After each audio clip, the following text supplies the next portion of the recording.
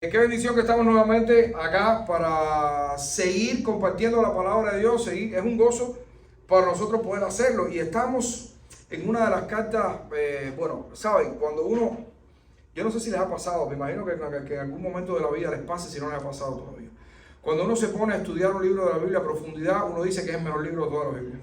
Entonces terminas ese y vas para el otro y dices, no, aquel no, este es el mejor libro de toda la Biblia.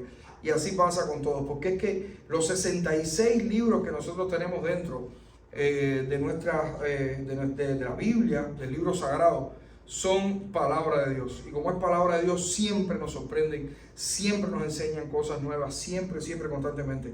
Nos están motivando, exhortando y nos están sobre todas las cosas tocando ahí lo más profundo de nuestro corazón para que nosotros sigamos creciendo en la gracia y conocimiento de nuestro Señor Jesucristo. Hoy estamos en el capítulo 6 de la primera carta a los Corintios, ténganlo por ahí, capítulo 6, y vamos a estar en los versículos del 6 al 11. Primero Corintios 6, los versículos del 1 al 11, ténganlo ahí a mano, que vamos a estar leyéndolo en unos minutos. Saben, creo, y no sé si yo sea el mejor juez para determinar esto, pero creo que una de las causas por las que esta generación es llamada la generación de cristal, ¿sabían eso? Primero, ¿sabían que esta generación es conocida por la generación de cristal? ¿Saben por qué? Porque todo les molesta, todo les duele, se ofenden de todo, se rompen fácilmente. Por eso me quiero suicidar. Ustedes se acuerdan de los más viejos, ¿se acuerdan cómo resolvíamos esos problemas en la escuela? El bullying está hoy de moda, todo es bullying. Y los niños llegan a la casa y me están haciendo bullying. ¿Cómo resolvíamos el bullying en la escuela? ¿Se acuerdan? Las 4:20, ¿se recuerdan ese horario?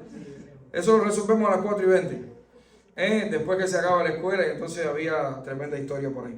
Pero esta generación es conocida, la generación de cristal, y yo creo que una de las causas es porque se ha estado desde hace ya un tiempo buscando métodos alternativos fuera de la familia para educar a los hijos.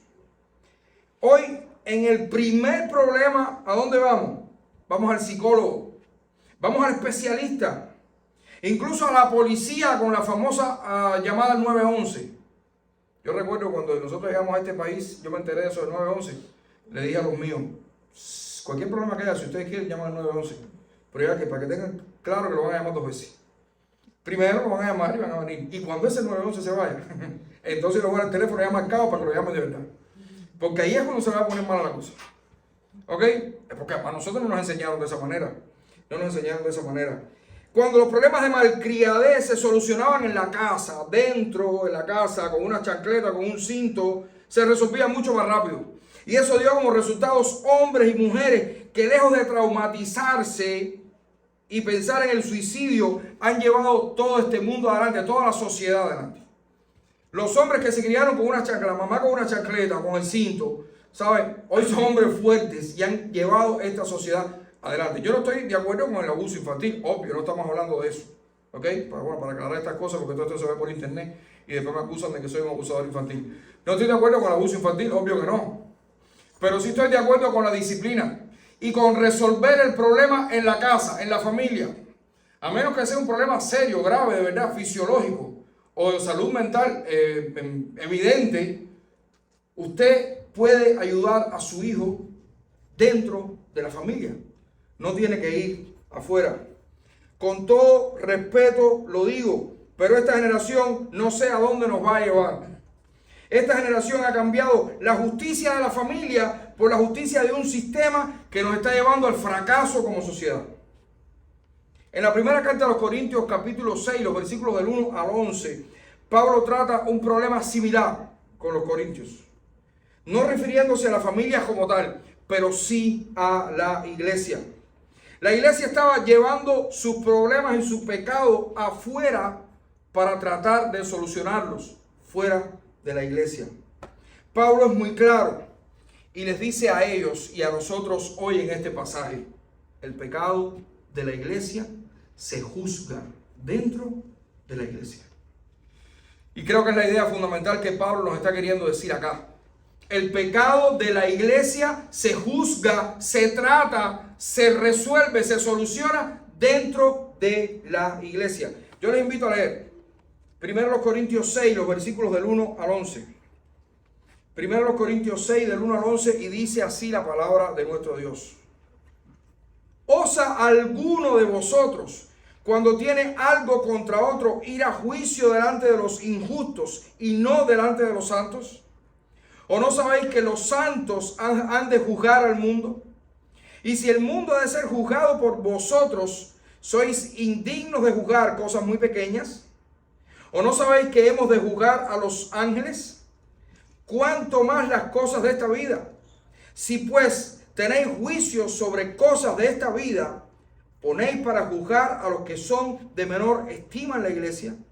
Para avergonzaros lo digo, pues que no hay entre vosotros sabio, ni aun uno que pueda juzgar entre los hermanos, sino que el hermano con el hermano pleitea en juicio, y esto ante los incrédulos. Así que, por cierto, es ya una falta en vosotros que tengáis pleitos entre vosotros mismos. ¿Por qué no sufrís más bien el agravio? ¿Por qué no sufrís más bien el ser defraudados? Pero vosotros cometéis el agravio y defraudáis, y esto a los hermanos. ¿No sabéis que los injustos no heredarán el reino de Dios? No erréis, ni los fornicarios, ni los idólatras, ni los adúlteros, ni los afeminados, ni los que se echan con varones, ni los ladrones, ni los avaros, ni los borrachos, ni los maledicientes, ni los estafadores heredarán el reino de Dios. Y esto erais algunos, mas ya habéis sido lavados y habéis sido santificados, ya habéis sido justificados en el nombre del Señor Jesús y por el Espíritu de nuestro Dios. Oramos. Padre, gracias por tu palabra, Señor. Gracias por todas las enseñanzas que en ella nos das. Ayúdanos no solamente a escucharlas, sino también a poner por obra todo lo que nos enseñas. Gracias por esta carta, Señor. Gracias por estarla nosotros ahora estudiando, analizando. Ayúdanos. En el nombre de Jesús. Amén. El pecado de la iglesia se juzga dentro de la iglesia. Este es un interesante pasaje, sobre todo por el lugar que ocupa dentro de la carta a los Corintios. Saben, en el capítulo 5, Pablo comienza a hablar de la importancia de la disciplina dentro de la iglesia. La iglesia de Cristo no puede ser bajo ninguna circunstancia una iglesia tolerante al pecado. Pablo ejemplificaba la soberbia que estaba caracterizando a los corintios con un caso de inmoralidad tan grave que dice que ni aún se nombraba, ni aún se veía, se percibía entre los gentiles. Y Pablo esto lo decía claro en el capítulo anterior que el pastor Kenny acá nos relató. En el propio capítulo 6, el pasaje que está después de este que estamos leyendo, del versículo 6 al versículo 20, el autor nos habla acerca de la importancia de no caer en la inmoralidad sexual, específicamente en la fornicación. Y en medio entonces de estas dos declaraciones claras acerca del pecado y específicamente del pecado sexual, nos encontramos con este pasaje que aparentemente solo nos está hablando acerca de conflictos judiciales entre hermanos. Aparentemente cuando uno lee este pasaje solo, si tú lo sacas de contexto, parece que está hablando solo de litigios que hay entre hermanos, de problemas judiciales. De pronto, no sé, ustedes viven en un mismo lugar, una casa al lado de la otra, y de pronto nos empecemos a pelear porque la cerca tiene que estar un pie más para acá, un pie más para allá. ¿Y dónde terminamos con esto? En la ciudad de Miami. Se me fue el nombre ahora, en la corte de la ciudad de Miami. Pero el pasaje no solamente habla de estas cosas. Pudiéramos pensar que hay debate en este pasaje, solo si consideramos los problemas entre hermanos como cosas comunes, sin mucha importancia. Pero resulta que Pablo no lo considera de esa manera. Pablo considera de suprema importancia cuando existen problemas en la iglesia de Cristo, entre los hermanos en la iglesia de Cristo. Los litigios entre hermanos son graves situaciones que no deberían ocurrir dentro de la iglesia de Cristo. Deben ser considerados como pecado y por tanto deben tratarse con muchísimo cuidado en el interior de cada una de las iglesias. Y no es precisamente para ocultar el pecado. No es porque la iglesia quiere ocultar su pecado y no quiere mostrarle su pecado al mundo. Es sencillamente porque nosotros, la iglesia de Jesucristo, tenemos al santo y justo y lo vamos a estar viendo ahora. Y afuera no conocen la justicia divina. ¿Ok? El pecado de la iglesia debe juzgarse dentro de la iglesia. Ahora bien, ¿qué se necesita para poder juzgar el pecado o cualquier tipo de problemas dentro de la iglesia? ¿Qué necesitamos? Según este pasaje, en primer lugar, del versículo 1 al versículo 6, Pablo nos dice que se necesita sabiduría. Se necesita sabiduría para resolver los problemas los problemas que podamos tener entre nosotros, problemas de pecado. Sabiduría para entender qué es la iglesia. Se necesita sabiduría para entender qué es la iglesia. Y en este contexto, la iglesia es el pueblo de Dios que juzgará al mundo. La iglesia es el pueblo de Dios que va a juzgar al mundo, que va a juzgar a los ángeles. ¿Saben? Esto es, Pablo habla aquí de un tema que puede ser un tema completamente novedoso en la escatología. La escatología no es otra cosa que de alguna manera la parte de la teología que habla acerca de los últimos tiempos, de qué va a pasar al final.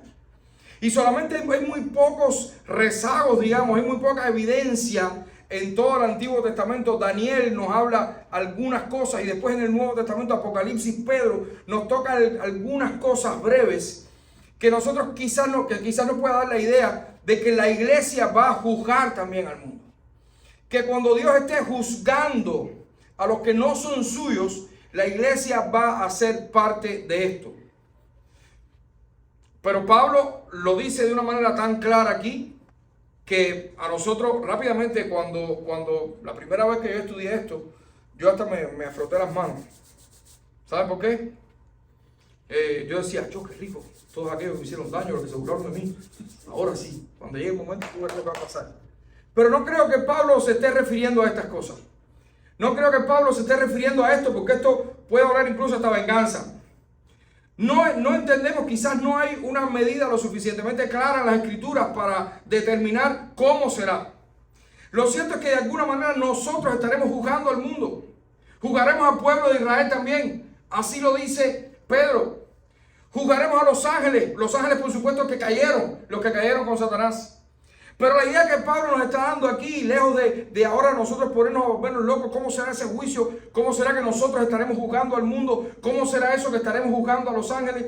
La idea aquí de Pablo es, si la iglesia va a juzgar a este mundo al final de los tiempos, si la iglesia va a juzgar a los ángeles al final de los tiempos, ¿cómo es posible que hoy no tengan sabiduría para tratar asuntos de menor importancia? Y qué bueno que podamos tener esto claro. Asuntos de menor importancia. ¿O ustedes creen que es más importante resolver los problemas que estamos teniendo ahora, que pudiéramos tener nosotros entre nosotros ahora mismo, que lo que va a suceder al final? ¿Qué será más importante? ¿Qué será más contundente? ¿Qué será más grande? Y Pablo es claro aquí cuando dice, necesitamos sabiduría para entender que nosotros como iglesia tenemos la capacidad para poder juzgar entre nosotros mismos, para poder resolver los problemas entre nosotros mismos. La iglesia necesita sabiduría también para entender que es el pueblo que tiene que procurar constantemente la formación de líderes sabios para mediar entre los problemas o en los problemas entre hermanos. Saben, es importantísimo que la iglesia de Cristo, y desde ya estamos soltando el reto en la iglesia, tenemos que ser una iglesia que prepare líderes sabios. Que prepare líderes sabios. Hermano, los problemas van a venir. Los problemas entre hermanos van a venir. Las situaciones de pecado van a venir. Yo no quisiera, pero van a venir. ¿Sabes? Pasa lo mismo con los hijos. A veces yo quisiera vivir la vida de mis hijos, no puedo. Porque ellos son los que están viviendo su vida. Y a veces yo quisiera cogerlos a todos ustedes y encerrarlos en una urna de cristal para que no pequen. Eso es imposible. Porque si ni yo mismo puedo encerrarme en una urna de cristal. Yo no puedo meterme en una bolsa prieta de esa y trancarme. No puedo porque me ahogo, ¿saben? En primer lugar. Y en segundo lugar porque es imposible, porque hay que vivir en este mundo. El Señor fue claro: yo no te pido que los saques del mundo, yo te pido que los guardes del mal. Pero es claro también, el Señor sabía que nosotros en este mundo íbamos a pecar. El mismo Pablo decía: las cosas que quiero hacer no las hago, las que no quiero son las que hago. Pablo tenía ese conflicto también en su mente. Y es importantísimo que entendamos esto. Por eso la necesidad de ser una iglesia que esté preparada, lista, preparando líderes sabios para que puedan entonces juzgar, para que puedan mediar, para que puedan pastorear, para que puedan cuidar, para que puedan acompañar a los hermanos que están en problemas. Pero eso se logra con la comunicación también. Primero preparar líderes sabios, y luego cuando usted sienta que Dios lo está preparando para esto, pues rápidamente usted tiene que saber que usted es parte de una comunidad de fe y necesita por sobre todas las cosas comunicación con el resto de sus hermanos. Yo, por supuesto, no quiero que nadie me levante la mano. Todos conocemos los nombres de todos los que estamos aquí hoy. Todos lo sabemos. Todos conocemos los problemas de todos los que estamos acá. Todos sabemos dónde vivimos todos. Todos hemos almorzado con todos. Hemos comido con todos. Nos hemos tomado un café, sabemos. Esa es la primera parte, ¿saben? Porque es muy difícil, muy complicado usted mediar en un problema que usted de pronto llega y no tiene ni la más remota idea de dónde salió. Por eso la importancia del acompañamiento dentro de la iglesia. La importancia de desarrollar realmente el amor cristiano que Cristo nuestro Señor quiso que nosotros tuviéramos. Conocer, para cuando se destape el problema usted conozca todo el proceso y pueda acompañar mejor al hermano. Se necesita sabiduría, se necesita mucha sabiduría dentro de la iglesia. Y esta sabiduría, ¿de dónde viene? ¿Dónde es donde único está la sabiduría divina? ¿De dónde viene la sabiduría? ¿Qué dice la Biblia? Que esté falta de sabiduría, ¿a quién le tiene que pedir? ¿Cómo nos da Dios esa sabiduría? Abundantemente, dice la palabra de Dios. ¿Saben qué? Aquí está. Toda la sabiduría abundante está aquí. Si nosotros tenemos este libro como el lugar donde guardamos los espejuelos para leer, ¿saben? Yo todavía no necesito espejuelos para leer, pero hay mucha gente que tiene los espejuelos como un marcador del libro. Lo ponen aquí y lo cierran. Si usamos la Biblia solamente como el libro para guardar los espejuelos y no la leemos a diario, no meditamos en ella, poca sabiduría vamos a obtener como iglesia de Jesucristo. Necesitamos sabiduría, amados hermanos, sabiduría para mediar los problemas dentro de nuestra iglesia. Es una vergüenza para cualquier iglesia tener que resolver sus problemas delante de personas que no comprendan, personas que no sepan, que no tengan ni idea de lo que es la iglesia de Cristo. ¿Usted se imagina? Necesitamos aprender a resolver los problemas de la iglesia con la madurez suficiente para nunca necesitar de agentes externos. Nunca. ¿Saben? Aquí Pablo menciona algo importante y me gustaría aclararlo. Aquí Pablo en el versículo 4 dice: si pues tenéis juicio sobre cosas de esta vida, ponéis para juzgar a los que son de menor estima en la iglesia. Es una mala traducción. Si cuando dice a los de menos estima en la iglesia, no se está refiriendo a personas dentro de la iglesia que son menores. Se está refiriendo aquí, en otras versiones es más claro, a personas que son ajenas a la iglesia de Cristo. Y es una vergüenza que entre nosotros no haya nadie que pueda mediar y que tengamos que ir a ver un juez externo para que nos ayude con nuestros problemas. Hermanos, se necesita madurez también. Se necesita sabiduría, pero se necesita también madurez para poder mediar entre los problemas de los hermanos dentro de la iglesia, problemas de pecado. Se necesita madurez para ceder. Y esto es una palabra que me la enseñó Ali. Ella la usa mucho. Ali dice que poco nos gusta ceder. Y ahora les explico. Se necesita madurez para ceder. Necesitamos ceder. Y en este caso no es propiamente para juzgar el pecado o mediar en los litigios entre hermanos, sino más bien para evitarlos. Amados, tenemos que aprender a ser de los que sufren las ofensas. Tenemos que aprender a ser de los que somos defraudados. Tenemos que saber que entre nosotros vamos a fallarnos. nos vamos a fallar. Ahora bien, ¿cómo vamos a reaccionar? ¿Cómo vas a reaccionar cuando tu hermano, el que se sienta al lado tuyo, aquí en el culto, el que comió contigo en tu casa, al que le diste cobija quizás, el que tuviste en tu casa un tiempo, porque fue acabado de llegar de Cuba, ¿cómo vas a reaccionar cuando te defraude? ¿Qué vas a hacer? Aquí Pablo lo dice bastante claro. Ya es vergonzoso y penoso que estas cosas ocurran entre ustedes. Es vergonzoso y penoso que entre ustedes haya problemas. ¿Y saben por qué los hay? Porque ustedes no sufren el agravio. Ustedes no sufren que lo que les falle. Ustedes, lejos de eso, lo que hacen es reaccionar. Y entonces el pecado no se detiene. Es un móvil perpetuo, ¿saben? Es ese problema de tú me tiras y yo te tiro, y me vuelves a tirar y te vuelvo a tirar, y así estamos. Eso también para los reggaetoneros y esa gente. Los influencers y esa gente. Sí, que pasan la vida con esa fajazón ahí, que parecen locos, no parecen ni gente. Pero eso no puede pasar en la iglesia de Cristo. Es imposible que eso suceda en la iglesia de Cristo. ¿Y saben qué? Bueno, literalmente no es imposible porque sucede. Pero no debería pasar, no puede pasar. No pueden suceder estas cosas en la iglesia de Jesucristo. No puede pasar. Y esto sucede porque no cedemos. No cedemos, hermanos, en nada. No cedemos en nada. ¿Y saben por qué? Por el orgullo que hay en nosotros. Por el orgullo que hay en nosotros. La soberbia. Los corintios estaban llenos de soberbia. Pablo lo está diciendo desde el principio. Pablo lo está diciendo. Desde el primer capítulo, Pablo está diciendo a los corintios, son unos soberbios ustedes. Ustedes no quieren darse cuenta de estas cosas. Ustedes están mal. Ustedes están divididos, están hechos fracciones, siguiendo a gente y no siguiendo a Cristo por la soberbia que hay en ustedes. Y la soberbia también conlleva a que no queremos ceder. No queremos ceder. Pablo es claro aquí. Creo que aunque su idea fundamental, la idea fundamental de Pablo en todo este pasaje del 1 al 11, es que tenemos que aprender a resolver el problema dentro de la iglesia, nuestros problemas. También quiere que sepamos que esta es la solución para el verdadero problema. ¿Saben cuál es el verdadero problema? Los pleitos y los pecados que hay entre los hermanos de Corinto. Ese es el verdadero problema.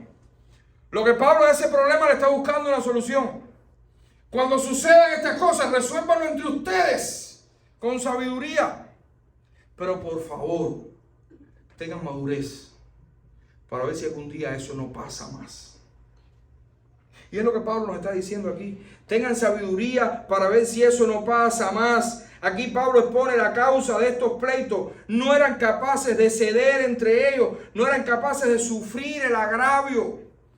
Muchos comentaristas dicen que cuando Pablo aquí habla de agravio se estaba refiriendo incluso a robos.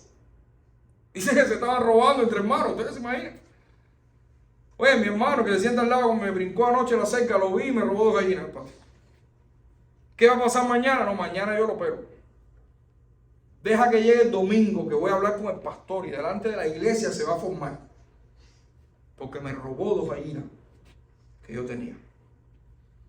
¿Ustedes se imaginan? ¿Ustedes se imaginan qué? Es que la iglesia de los Corintios era una locura.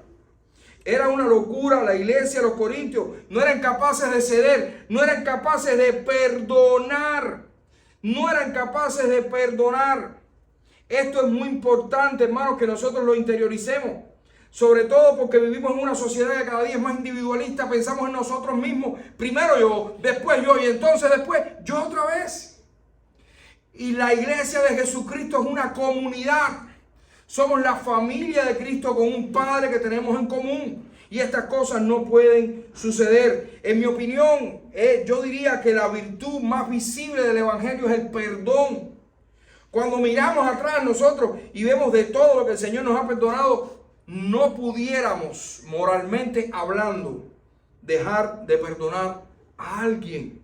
Y muchísimo menos a uno de nuestros hermanos. Y ahí está la historia bíblica de aquellos hombres que le debían muchísimo a su Señor. Y el Señor les perdonó. A uno le perdonó, te perdono la deuda. Y cuando ese salió, se encontró con otro infeliz que le debía a él. ¿Y qué hizo? Págame lo que me debes. No te puedo pagar ahora, pues para la cárcel. Así somos nosotros a veces. El Señor nos ha perdonado todas las cosas. Nos ha perdonado todo. Por eso tenemos la salvación que tenemos, porque hemos sido perdonados por Cristo. Y entonces me roban 2 gallinas y quiero meter para la cárcel. Y si es mi hermano, más. Porque luego está el sistema de pensamiento. Y eso que dice que es mi hermano. Y entonces la cosa es peor. Amados, los pleitos entre hermanos, producidos por el pecado propio de la iglesia, es lo que Pablo ataca en este pasaje. Lo que sucede es que como consecuencia de esto, estaban haciendo aún más grande la pudrición de la iglesia, tratando de resolver entonces el problema delante de personas que nada tenían que ver con la iglesia de Jesucristo. Amados, los problemas de la iglesia se solucionan dentro de la iglesia. En tercer lugar, Pablo es claro en este pasaje, entendiendo, reconociendo, recordándonos que ya no somos de este mundo. No somos de este mundo. No somos de este mundo. Somos extranjeros, somos peregrinos. No somos de este mundo, hermano. Esto nos lo tenemos que recordar todos los días de la vida. Yo no pertenezco aquí. Es muy interesante lo que Pablo hace ahora. Los versículos 9 y 10 generan cierto debate acerca de su significado. ¿Por qué Pablo cita todos estos injustos? ¿Por qué Pablo cita toda esta lista de personas que no han sido justificados por Dios? ¿Por qué Pablo hace todo esto? Parece que Pablo tiene aquí varios objetivos en mente. El primero de ellos es que los corintios puedan ver la gravedad de las cosas que ellos están cometiendo. Pablo les dice, no se dejen engañar. Ustedes se están comportando como los que no han sido justificados por Dios. Se están comportando como aquellos que no tienen la herencia del reino de los cielos. Es interesante porque en estos versículos hay como 2 grandes grupos de pecados, digamos, de alguna manera. Primero habla de los inmorales sexuales, porque incluso cuando habla de idolatría, recuerden que la idolatría Pablo la usa en muchísimas ocasiones como fornicación. Para Pablo la fornicación es idolatría, por eso la ubica. Y hay un segundo grupo y es como que son la gente que te pueden defraudar a ti.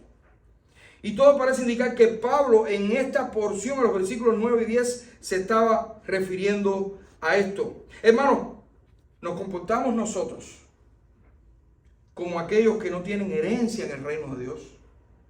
Pensemos en esto. ¿Será posible que podamos en ocasiones vivir como aquellos que no han sido justificados por Dios? Pensemos en esto, hagamos este ejercicio ahora mismo, en su mente, en mi casa, en mi trabajo y peor aún, en la iglesia. Nuestra arrogancia, nuestra ceguera nos está dejando ver la forma en la que estamos conviviendo con los que están a nuestro alrededor, principalmente con nuestros hermanos. Nos estamos comportando nosotros como aquellos que no han recibido la justificación en Cristo. Nos estamos comportando nosotros como aquellos que no tienen la herencia del reino de los cielos. Pablo quería que los corintios entendieran que estaban viviendo como injustos para luego decirles, eso no es propio de ustedes. Ya no. Eso eran algunos de ustedes, pero ya han sido lavados, ya han sido santificados, ya ustedes han sido justificados, lavados, santificados y justificados en el nombre del Señor Jesucristo y por el Espíritu de nuestro Dios. Pablo quizás tenía en mente también esta idea. ¿Cómo? Si ustedes ya no son un pueblo, si ustedes ya son, un pueblo apartado para Dios, van a resolver sus conflictos y juzgar su pecado delante de personas que no conocen nada de la justicia divina. Los que están fuera no tienen ni idea de lo que significa la justicia y el perdón de Dios. El único que es fiel y justo para perdonar todos nuestros pecados y limpiarnos de toda maldad es nuestro Dios a través de su Espíritu por medio del Señor Jesucristo. Sin embargo, los corintios estaban yendo a pedir justicia donde no habita la justicia. ¿Se dan cuenta? Amados hermanos, esto es impropio de los hijos de Dios. No nos dejemos engañar.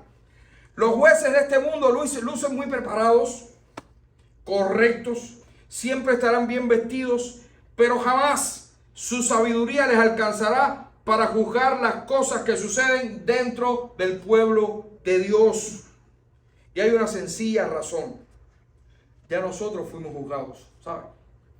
Ya nosotros fuimos juzgados y fuimos absueltos del delito, y encima se nos otorgó la más grande de las herencias.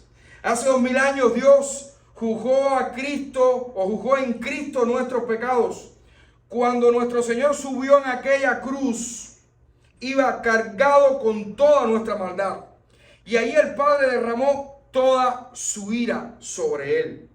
Por eso Pablo dice que ya nosotros somos lavados, porque nuestro pecado fue limpio por el sacrificio de Cristo. Por eso Pablo dice que fuimos santificados, porque en la cruz Cristo nos convirtió en un pueblo apartado para Dios.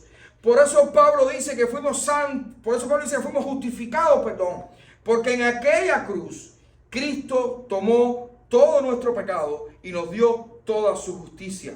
La única justicia que realmente justifica al pecador. Lavados, santificados y justificados. Y encima, con el reino de Dios como herencia eterna.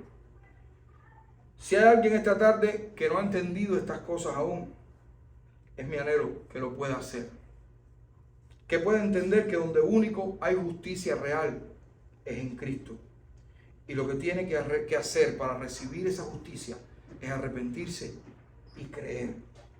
Arrepentirse de sus pecados y creer en el Evangelio de Cristo. Creer en la muerte y resurrección de Cristo por sus pecados. Tenemos que entender que ya no somos de este mundo, hermano. Somos extranjeros y peregrinos aquí. Y necesitamos aprender a convivir con esta realidad. Este texto nos enseña también acerca de la importancia de la comunidad de la iglesia. Porque con esta gente que usted hoy está sentado, mire un momentico hacia el lado, para ver qué cara más hermosa. Con esta gente, bueno, algunas no son tan hermosas, pero bueno. Con esta gente con la que usted está sentado hoy, y muchos otros que están en otras iglesias de este mundo, usted y yo pasaremos toda la eternidad. Por eso la mejor manera de ir ensayando desde ahora es tratando de evitar todo el conflicto que puede existir entre nosotros, cediendo, perdonando. Pero si llegara a haber un conflicto, si llegara a existir, lo mejor es solucionarlo entre nosotros, dentro de la iglesia, donde habita la justicia de Cristo, que es la única justicia que dice y hace, y es la verdad.